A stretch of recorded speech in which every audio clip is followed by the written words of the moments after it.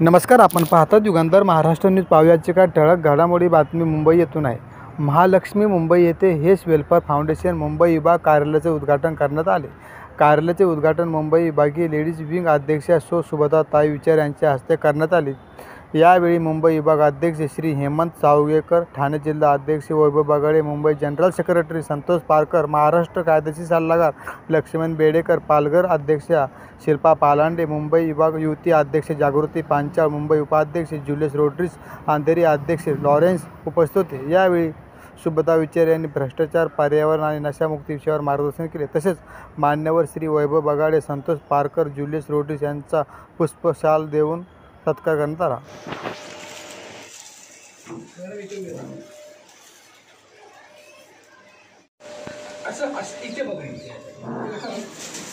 मी Mumbai president Subhadra विचारे.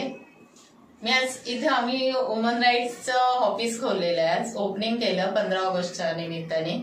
त्याच्या पुढे आम्ही वुमन राईटची कामं करत राहणारच आणि आम्ही करतोयच. आणि त्याच्यातून काय काय नवीन पदाधिकारी पण आज आलेले होते, त्यांच्याही नियुक्ती केलेल्या आहेत. त्यांनी आम्हाला खूप खूप शुभेच्छा दिल्या. त्याच्यानंतर इथे स्थानिक पोलीस स्टेशनचे ACP, DCP, Agripada police station हे सगळे येऊन गेलेले आहेत. त्याच्यानंतर आपल्या इकडच्या आमदार आहेत यामिनीताई जाधव, त्या आल्या होत्या. त्यांनी आम्ही त्यांच्याशी चर्चा केलेली आहे आमच्या कामानिमित्त. त्यांनी आम्हाला खूप सपोर्ट केलाय. त्यानंतर आम्ही आज वुमन राईटची टीम जी आहे ती खूप पुढे न्यायचं बघतोय आम्ही.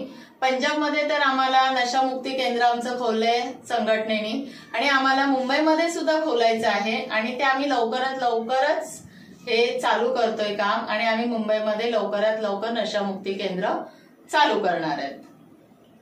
आणि हे जे ड्रग्सचं प्रकरण चाललेलं आहे हे आपल्याला संघटनेमार्फत सगळं संपून टाकायचंय लवकरात लवकर. मुलं खूप बिघडलेली आहेत आता, त्याच्यामुळे हा ड्रग्स काय प्रकार असतो हे आपल्याला पूर्णपणे संपून टाकायचं आहे आणि वुमन राईटची टीम नक्कीच करणार.